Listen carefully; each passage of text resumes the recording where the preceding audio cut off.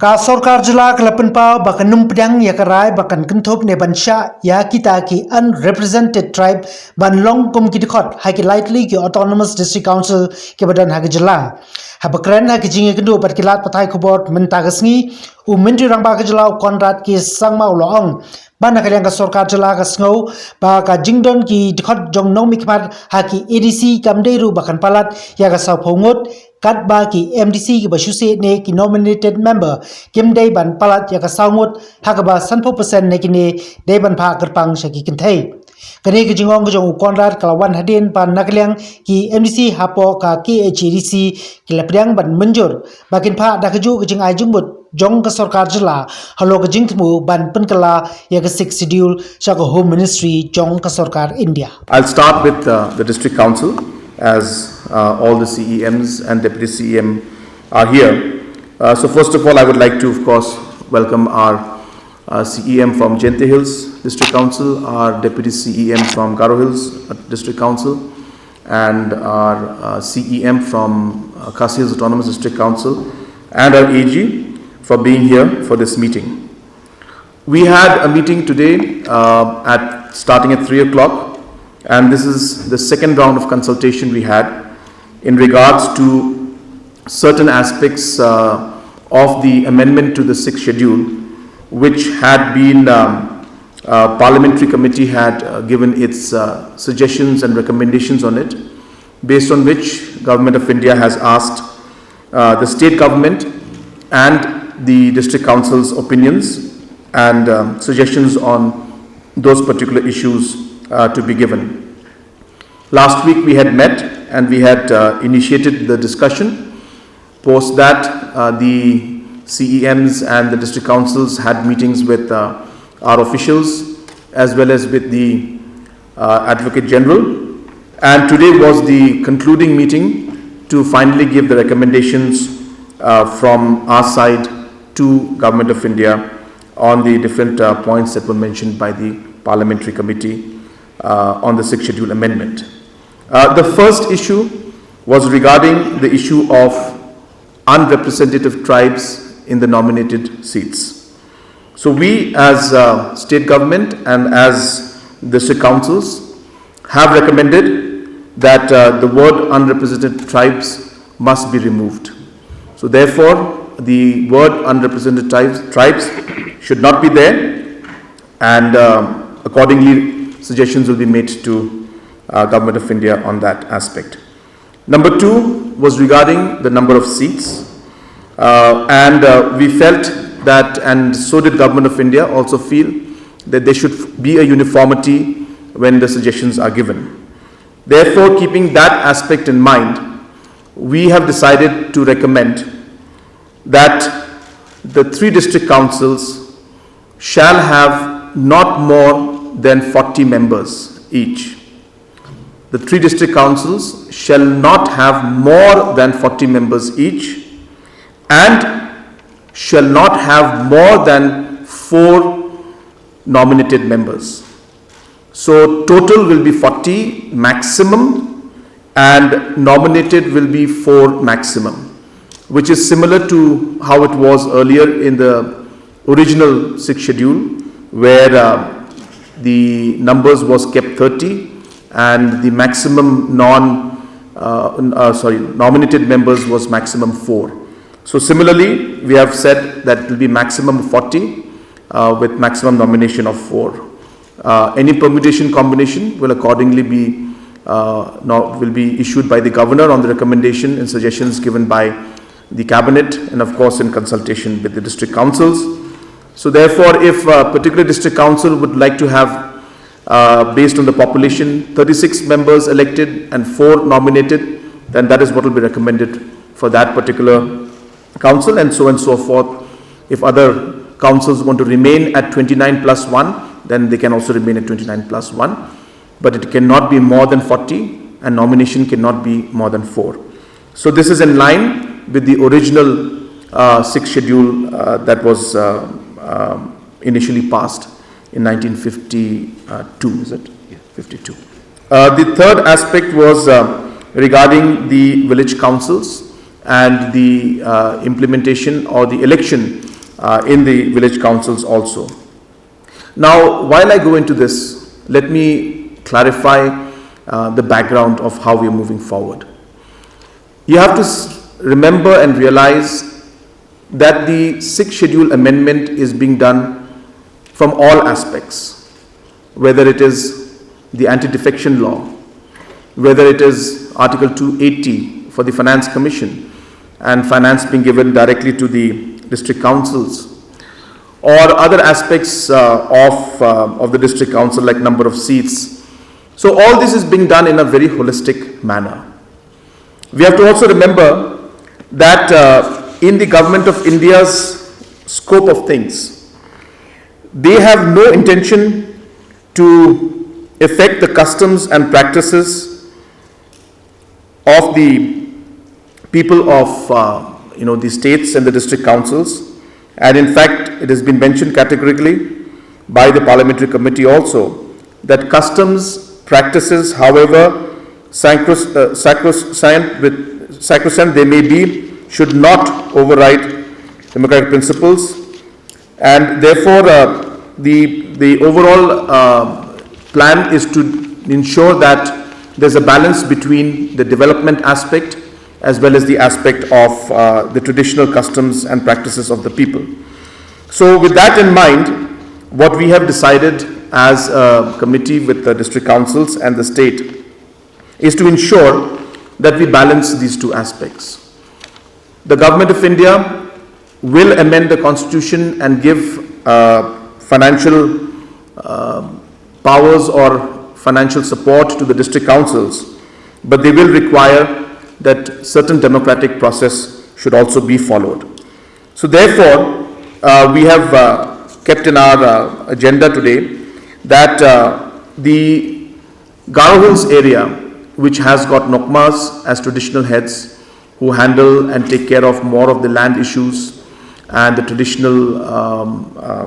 traditional aspects and customs of the people, traditional laws, those will continue as they are, and they should continue. And in para 3 of the district council, it is clearly mentioned that the district councils will appoint the headmen and the chiefs, and that aspect, which includes Nokmas of course, that aspect should continue. But at the same time, from the development point of view, in order to ensure that the Finance Commission's monies and the funds come in and schemes are implemented, village council elections and village councils will be elected also. So this recommendation will be given, but the provisions of land and the laws of the land and land holdings and reforms, these aspects will remain with the district council and the Nokmas and will not be a part of the village council. Similarly, in Khasi Hills and Jente Hills, the recommendation was given that the village Dorbars should continue. They should not be village councils. And in the village Dorbars, the elections will be held, and the different procedures in which the election should be held will be defined as per para 2A of the amended act, and those provisions are already there in it, and in that provision the district councils will have sufficient powers to work out the procedure in which those elections will be held. But the village Dorbars, as I said, will continue. The election also will be there, but the election will be as per the prescribed norms, which is prescribed in para 2A, as well as which mentions that the district councils will have the necessary powers to frame the procedure in which elections will be conducted. The fourth point was regarding the municipal councils, and in that it was decided that the municipal councils as a subject will continue in the jurisdiction of the state, and we will recommend that it should not be mentioned in the amended constitution, act, the bill of the 6th schedule amendment, but as per discussions with respective district councils, subjects and certain areas of governance even within the municipal board can be worked out between the councils. So for example, in Garo Hills Autonomous District Council, there has been a suggestion and there has been a discussion that certain aspects of the municipal council should also be worked out with the town committees, and those aspects will be looked into to find out the balance between the council and the town committees and the municipal board.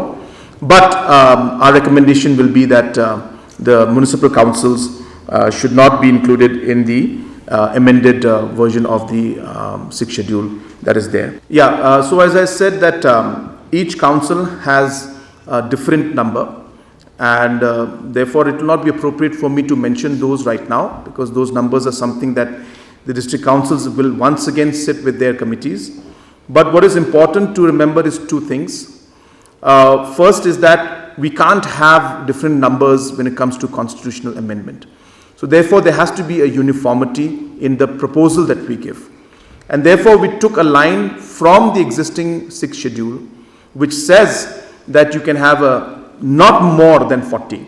So therefore if any of the councils would like to have 30, 32, 35, 36, they can have those numbers. But it has to be not more than 40.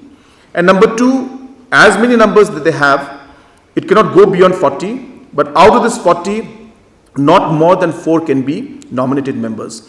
So if a particular council wants to nominate only 1, 2 or 3, then accordingly the necessary policies will be created, and in consultation with the district councils, the state cabinet will propose to the governor, who will then notify that particular numbers in the district councils. Only one thing, referring to that nominated members for not more than 4, and another decision we have taken that we have recommended that 50% should be from women. Of the nominated members. Of the nominated members. So if the district councils are going to nominate 4, then 2 should be women and 2 should be men. And if there are 2, then 1 should be women and 1 should be a man. That's something which it would be difficult for us to answer why they did that. This is a parliamentary committee.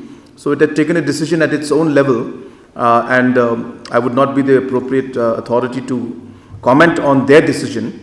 But as I said, from the state government and from the council, it is a point that is not something that we are agreeable to, and therefore we have mentioned it earlier in the meeting that was held with the Chief Secretary and the Home Secretary level, and we have once again reiterated the decision, and that decision we are communicating to Government of India that this the word unrepresentative tribes should not be there. So that is exactly the reason why we have recommended that it should not be there. And now we're discussing, it's a process. These things cannot be based on presumptions that it may not happen, may happen. Let us do our work. We have now today taken this decision, and we're going to put this representation to the Government of India. And we are hopeful that Government of India will accept this recommendation that we give. It depends on the respective district council. It depends on the respective autonomous district council, because we have to form the state election commission. So the provision has given to us that we will formulate all the rules or the qualification, everything. It depends on the district. Basically, the election process, you're right, was always there, a democratic process. It's really about giving it a shape. It's about giving it a shape, giving it a structure, giving it a system that is going to be slightly more uniform across the particular district council. So that aspect of how it will be done, what is the process, procedure, and how they will make it uniform, so that it can be done in a proper manner, that the district councils have the power under para 12, 2A of 2A1 or 2A1 and 2A2 of the amended act that is being proposed, which mentions clearly the powers are going to be live with the district councils. So really what you're saying, you actually have replied the question itself, that elections are always been there, but it's just that it has not been done in a proper format or structure. It has been done in a more flexible manner depending on how the Dorbars would like to. So this will just give it a structure. That's what it is. So let me put it in a very simple word. It's a question of nomenclature. There's not going to be much of a difference. You're right. But since the people in Khasi Hills and Jente Hills have been used to a village Dorbar, that word has always been something that people have related to. We feel that it will give a sense of comfort and a sense of continuity and a sense that that the system is continuing, old system is continuing. So technically it will give that comfort, and that's why we would want and suggested that the village Darbar word should continue. And election process already happens there. It's just that it will be structured in a better manner. In Garo Hills, it's always been a Nokma, and a Nokma has been an individual normally. So therefore, the system of a village Darbar or a council has not existed there yet. So therefore, there the people have been more inclined, or not inclined associated, but more connected with the word council, village council, because there is a village employment council that is already there, and there's a certain process of election that already takes place. So again, in the interest of continuity, the people are more used to the word village council, and therefore introducing a word village Darbar there would again kind of shift away from that continuity aspect. So it's really about the nomenclature more than anything else, and a sense of continuity for the common people of the particular region. And that's the reason why we have mentioned not more than 40. So there could be a situation where Jayantha Hills District Council say, well, we'll stick to 29 because we don't have the financial resources to go ahead, and we'll stick only to 1 or 2 nominations. So they may still be at 30. There could be a chance in situation where District Council Khasi Hills may say, since certain constituencies are very big, so we may just do delimitation on 2-3 constituencies. So we may go from 29 to 31 more, 2 more, and we may have instead of 1-2 nominations. So all the councils will have the flexibility to decide, but at least in terms of an amendment, the uniformity that not more than 40 will be there. Otherwise, if we have different numbers in the constitutional amendment, it will look a bit complicated. So that's the whole idea. I am repeating myself again. There are 2 parts to looking at this amendment. The first part is recognizing our traditional customs and our traditional practices. That's one part. The second part is bringing in the dynamics of development and the funding from the Finance Commission. So these are 2 separate aspects. What we are trying to achieve is achieve both of them, both these objectives. Now we see that that can be achieved by ensuring that number 1, our traditional customary laws, our traditions, our land rights should not be affected. And that can only be done by ensuring that the traditional heads, like the Nokmas or the Sordars or the Himas or the CMs, all these heads, as has been there in the past, as is prescribed in para 3G of the 6th schedule as of now also, which will not be affected, which will still remain. The rights and the traditional and customary practices of our people will remain. So that's part 1.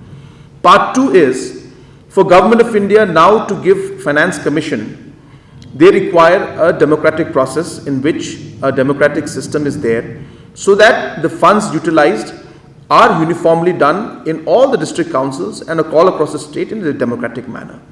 So with that in mind, the village councils were proposed. What Garo Hills has said is that let the Nokmas continue with their traditional powers and their traditional processes and the customary aspect, but let the development aspect be done through these village councils which can be elected. So the MGNRS work is being done. Tomorrow they can start looking at other aspects of irrigation or agriculture. That aspect can go in, but they should not infringe into the powers of the traditional heads. Similarly, in Khasi Hills also, the traditional heads who are having the rights over the land and the customary, those will remain. But here we are also looking at the village Darbars, which are obviously already elected body. Election process may be in a different manner, but it's an elected body nonetheless. And so those will then again, as I said, function in a similar manner and work towards the development aspect also. And the process of this election will be defined by the respective district councils. So these are the 2 aspects all of us have to understand, so that there is no confusion and no overlapping between development aspect and the customary and traditional laws and powers of our traditional heads. That the traditional heads, the Dolois or the CMs, those are traditional heads, and that aspect is not impacted by this. We are very clear on that, and that's the recommendation we'll be giving also. Regarding the village Darbars, we have clearly mentioned that the para 2A, 1 and 2 have clearly mentioned that the district councils will make the necessary laws for the elections to be held. So those are here, and the respective district councils, be it Jente Hills, Garo Hills, Khasi Hills, will make the specific rules and frame the rules, and even the constituencies, means the villages, all these areas where the election has to take place. So it will be very much within the power of the respective district councils. Basic decision which we needed to take today was that the village Dorbar / village council, which means village council for Garo Hills and village Dorbar for Jente Hills and Khasi Hills, the elections will take place for that. Now, as I said, the aspect of how, where, in what procedure, those will be decided by the respective district councils. We have to remember that there is no question of a Panchayati Raj system coming into our state. We are continuing with the 6th schedule. We are continuing with district councils out here.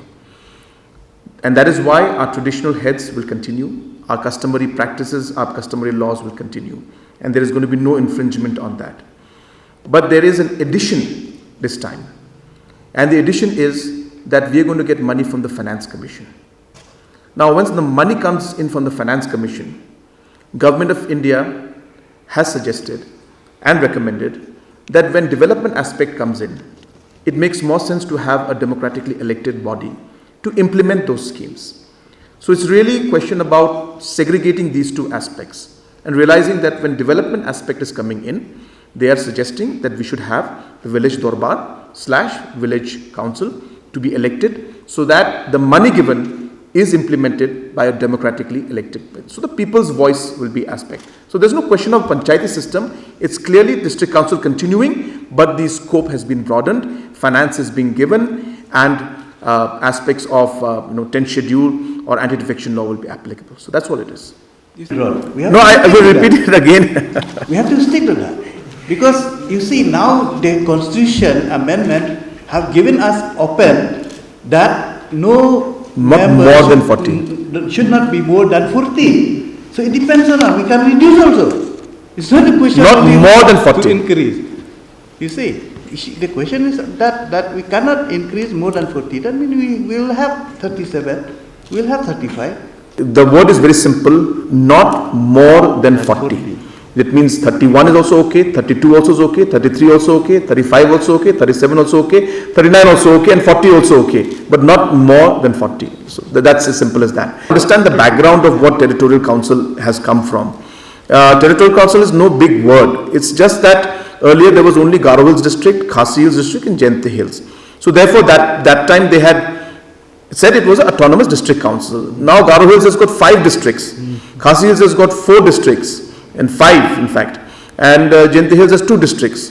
So it's just saying that, well, we can't call it a district council anymore, or we could call it the districts councils, but that will sound odd. So it's a territory. It's the Jente Hills territory, the Khasi Hills territory, and the Garo Hills territory. It's just a very simple nomenclature. That's all.